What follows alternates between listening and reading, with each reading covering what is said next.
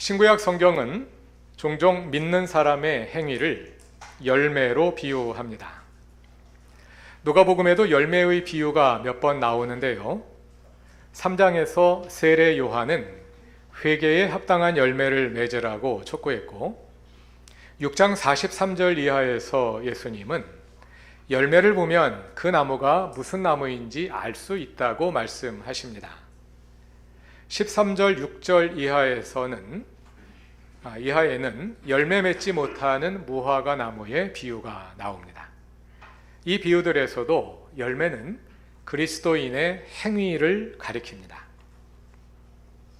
오늘 함께 읽으신 씨 뿌리는 자의 비유에도 열매가 나옵니다.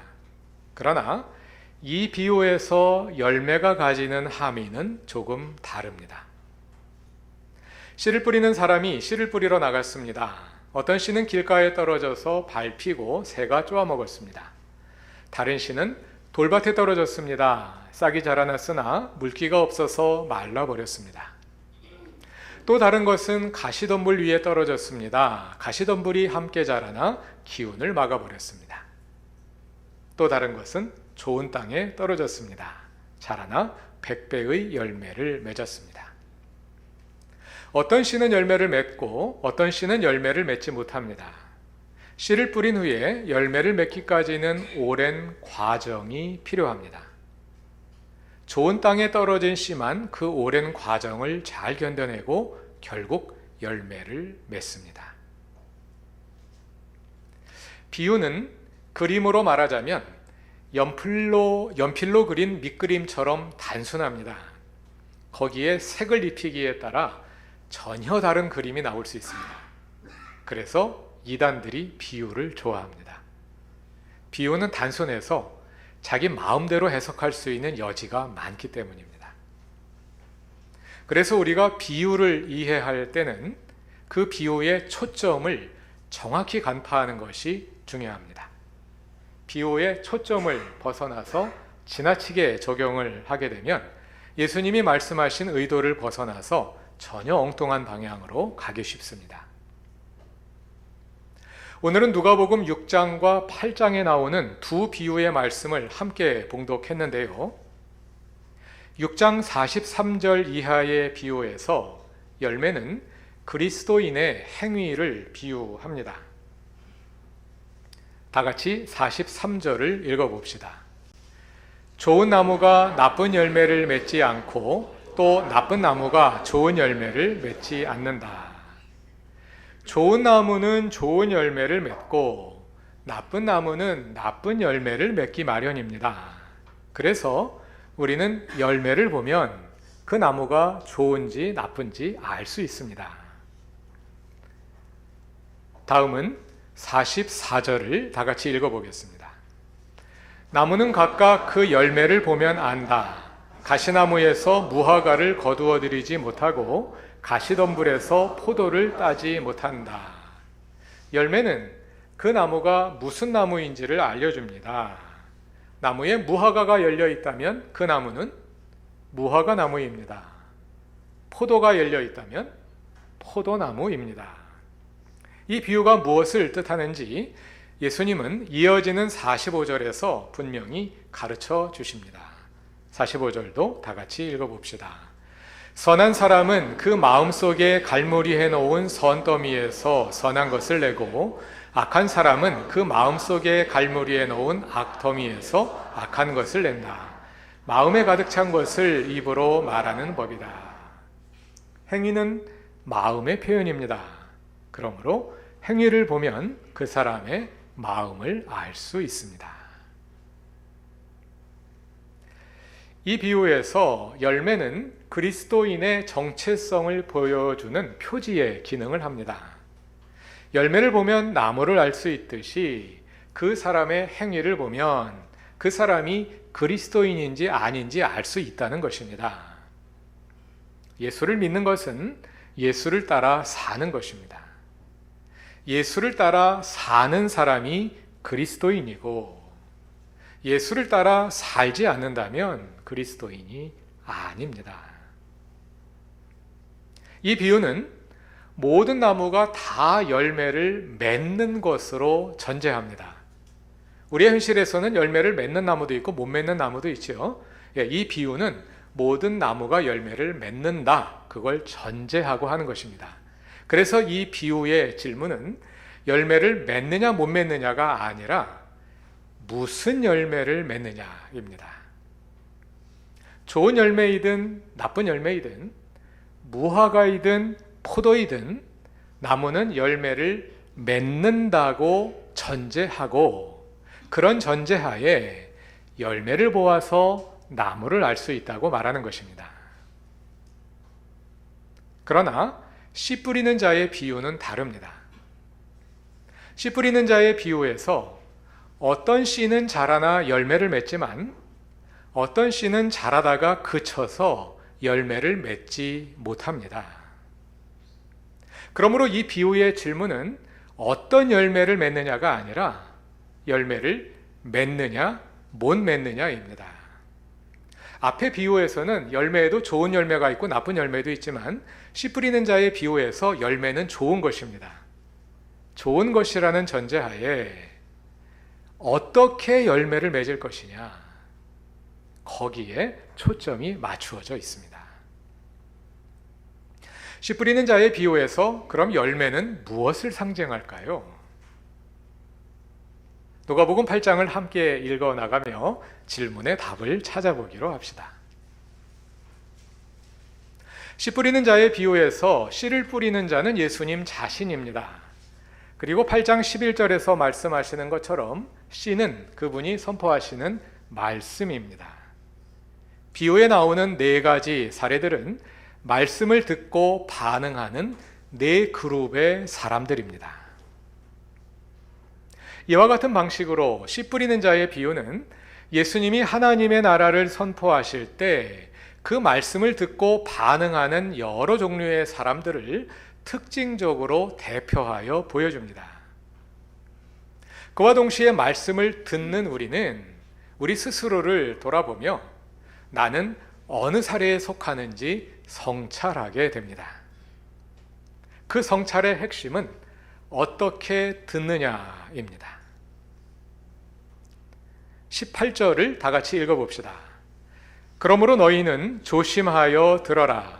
가진 사람은 더 받을 것이요 가지지 못한 사람은 가진 줄로 생각하는 것마저 빼앗길 것이다. 너희는 조심하여 들어라. 직역하면 너희는 어떻게 듣는지 보아라 입니다. 어떻게 듣고 있는지, 너희가 어떻게 듣고 있는지 잘 살펴보아라. 너희의 들음을 성찰하라 하는 말씀인데요. 말씀을 들은 대로 행하여 좋은 땅과 같이 결실을 향하여 성숙하고 있는지, 아니면 도중에 좌절해 버렸는지 스스로 잘 살펴보라는 것입니다. 이제 씨 뿌리는 자의 비유에 대한 예수님의 해설을 다 같이 살펴보기로 합시다. 먼저 12절을 다 같이 읽어보겠습니다. 길가에 떨어진 것들은 말씀을 듣기는 하였으나 그 뒤에 악마가 와서 그들의 마음에서 말씀을 빼앗아 가므로 믿지 못하고 구원을 받지 못하게 되는 사람들이다. 예수님은 먼저 씨가 길가에 떨어졌다는 말이 무슨 뜻인지 설명해 주십니다. 그들은 말씀을 들었으나 그 말씀을 마음에 품지 않습니다. 그러는 사이에 악마가 와서 그들의 마음에서 말씀을 집어가 버립니다. 그래서 그들은 믿지 못하여 구원받지 못하게 됩니다. 여기서 12절의 마지막 부분에 주목할 필요가 있습니다. 그들은 믿지 못하고 구원받지 못하는 사람들이다. 씨 뿌리는 자의 비유는 믿음과 구원에 관한 비유입니다. 예수님이 하나님 나라의 씨를 뿌리는 이유는 사람들이 믿어서 구원받게 하시려는 것입니다. 믿음에 관한 언급은 다음에 이어지는 두 번째 사례, 곧 씨가 돌밭에 떨어진 사례에도 나옵니다.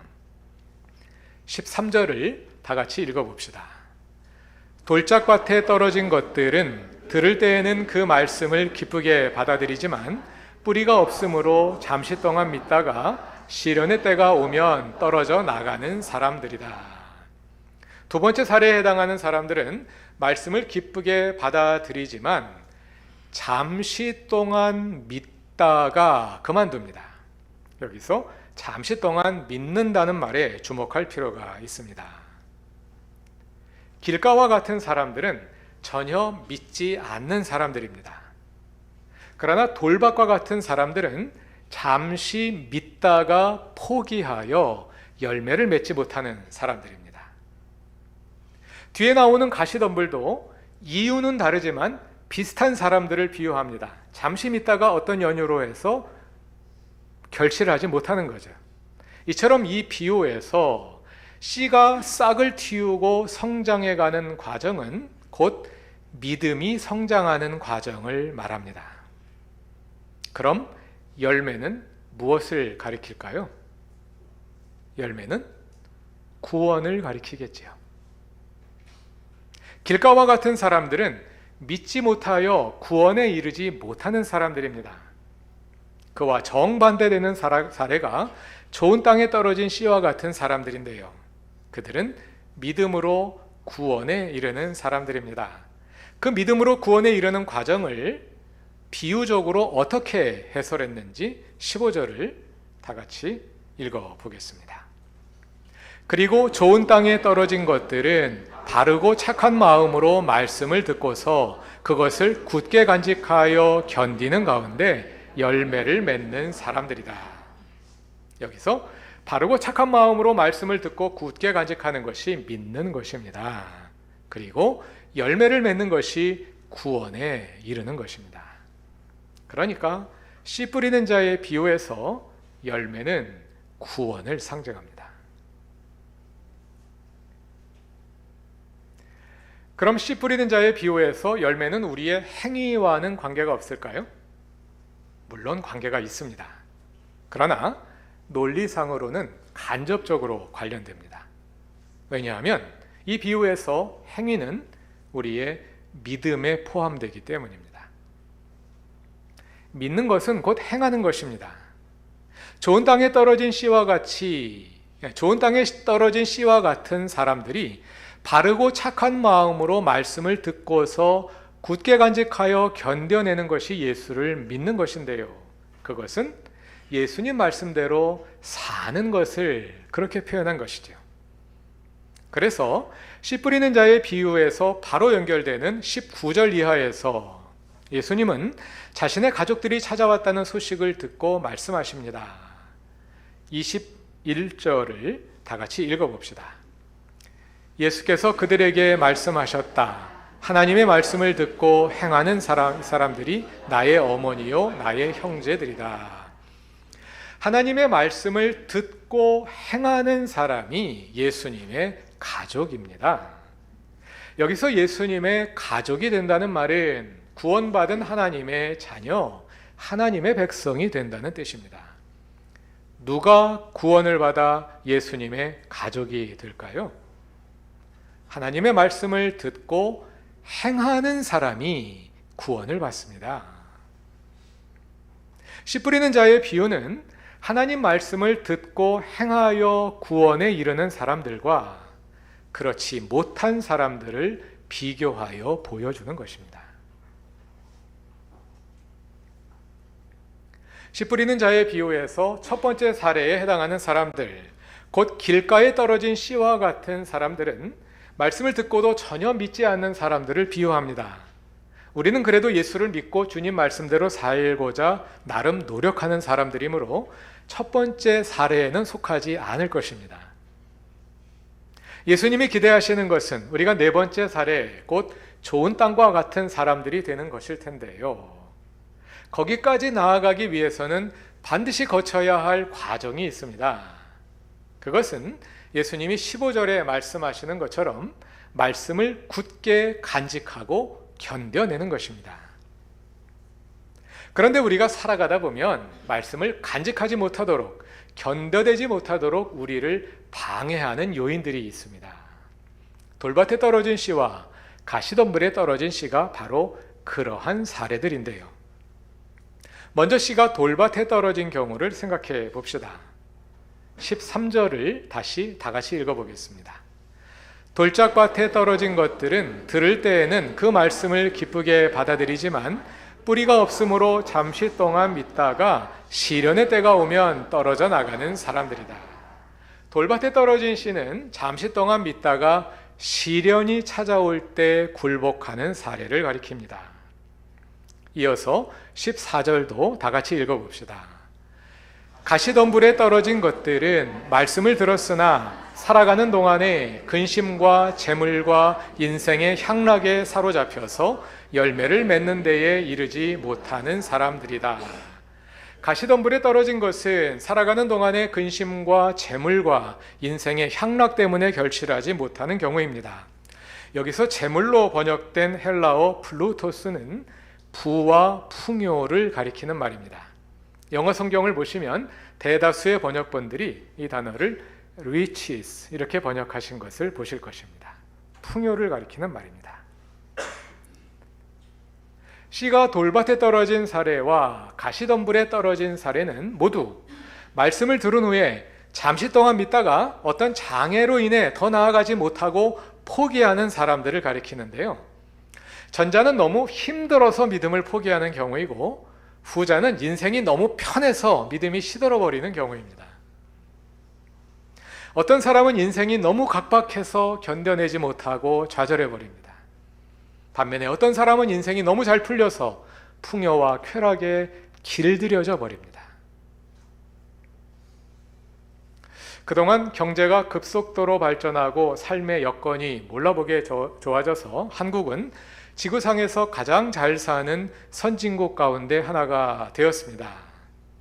그러나 인생은 여전히 힘든 것 같습니다. 많이 버는 것 같아도 여전히 의식주에 필요한 비용을 대느라 허덕이고 써야 할 것은 많은데 부족한 것이 너무 많습니다. 그래서 아마도 돌밭에 떨어진 씨와 가시덤불에 떨어진 씨 가운데 당신은 어느 쪽에 가깝습니까? 하고 물으면 아마 돌밭이라고 대답하시는 분들이 많을 것 같습니다. 물론 여전히 가난하고 열악한 환경에 살아야 하는 사람이 많습니다. 한국 사회에도 여전히 기초보호 대상자로 살아야 하시는 분들이 많고 또 정부의 지원을 받을 자격은 안 되지만 실제로는 먹고 살기가 너무 힘든 사람들이 적지 않습니다. 그러나 더 많은 경우는 그보다 더 나은 환경에 살기는 하지만 여전히 살아가면서 걱정해야 할 일들이 많은 경우일 것입니다. 돈이 나갈 때가 너무 많습니다. 집장만 하느라 대출한 돈과 이자도 갚아야 하고 자동차 할부금도 갚아야 하고 이것저것 돈 써야 할 때가 너무 많습니다. 그러나 비록 대출한 돈이고 남아있는 잔고가 별로 없을지라도 우리가 누리고 있는 생활 여건은 지구 인구의 대다수에게는 꿈에 불과한 풍요로운 삶입니다. 그런데 그 풍요를 지키기 위해 너무 고단한 수고를 해야만 하죠. 14절을 다시 읽습니다. 재물을 풍요로 바꾸어 읽겠습니다. 가시덤불에 떨어진 것들은 말씀을 들었으나 살아가는 동안에 근심과 풍요와 인생의 향락에 사로잡혀서 열매를 맺는 데에 이르지 못하는 사람들이다. 근심과 풍요와 인생의 향락, 풍요한 삶에도 근심은 있습니다. 오늘 우리가 겪는 것과 비슷한 근심이 아닐까요? 7절도 다 같이 읽어봅시다. 또 더러는 가시덤불 속에 떨어지니 가시덤불이 함께 자라나서 그 기운을 막았다. 씨가 땅에 떨어져 싹이 났으나 가시덤불이 그 기운을 막아서 자라나지 못하게 합니다. 여기서 기운을 막았다로 번역된 아포프니고는 목을 졸라서 질식하게 한다는 뜻입니다. 풍요한 삶이 우리의 목을 졸라 질식하여 믿음이 자라나지 못하게 막고 있습니다. 그러므로 오늘 우리에게 가장 심각한 질문은 이 풍요 속에서 어떻게 믿음을 지켜낼 것인가? 이 질문이 아닐까 싶습니다. 여러분은 언제 기도하십니까? 돈 떨어졌을 때 기도하고, 힘든 일을 당했을 때 기도하고, 질병이 찾아왔을 때 기도합니다. 그런 문제가 없을 때는 언제 기도하십니까? 사실은 그런 문제들이 없을 때 풍요에 질식되어 가고 있는 우리의 믿음을 위해서 기도해야 합니다. 누가복음에서 예수님이 우리에게 분명히 가르쳐 주시는 것은 이 땅의 풍요가 우리로 하여금 저 하늘을 바라보지 못하게 만든다는 것입니다. 누가복음 12장에 나오는 어리석은 부자의 비유가 그것을 잘 보여주지요. 농사가 잘 되어 많은 수출이 나오자 창고를 확장하여 곡식을 쌓아놓은 후에 그것에서 마음의 위안을 얻고 평안을 얻으려 하는 부자 말입니다. 그러나 정작 우리의 모습을 살펴보면 우리의 형편은 그 부자만도 못한 것 같습니다. 그 부자는 풍요에서 위안을 얻었지만 우리는 풍요한 삶을 살아가면서도 거기에서 위안을 얻기는커녕 그 삶을 지키고 유지하느라고 바빠서 저 하늘을 바라볼 틈이 없기 때문입니다. 이 땅에서도 평안을 얻지 못하고 저 하늘을 바라보지도 못하는 가련한 삶, 그것이 오늘날 소위 선진국에서 살아가고 있는 우리의 모습은 아닐까요? 삶의 의미를 다시 물어야 합니다. 그리고 우리 삶의 목적을 다시 세워야 합니다. 우리는 무엇을 위해 살아가고 있습니까? 우리의 삶의 의미는 무엇입니까? 나의 영혼은 지금 깨어 있습니까? 혹시 풍요로 인해 혼미해져 가고 있지는 않습니까? 진지하게 성찰하며 씨 뿌리는 자의 비유를 다시 읽을 수 있기를 바랍니다. 그래서 돌밭이든 가시덤불이든 우리의 믿음을 방해하는 요인들을 과감히 떨치고 일어나 믿음의 성장을 계속하여 주님께서 이루실 구원을 향해 나아가는 그루터기 교회의 사랑하는 모든 교우들이 되시길 바랍니다. 다 같이 기도드리겠습니다. 말씀의 씨를 뿌리고 그 씨가 우리 안에 뿌리를 내려 결실하게 하시는 주님, 주님의 말씀을 잘 듣고 마음에 간직하여 시련을 이기고 또 풍요의 근심과 향락에 질식되지 않고 잘 자라나 결실하게 하옵소서. 그 한 걸음 한 걸음에서 주님을 바라봅니다. 우리 가운데 오셔서 우리의 주님 되시고 친히 주님의 생명으로 우리를 성장시켜 주옵소서. 견실하게 자라나 아름다운 구원의 열매를 맺는 모든 성도가 되게 하옵소서. 예수님의 이름으로 기도드립니다. 아멘.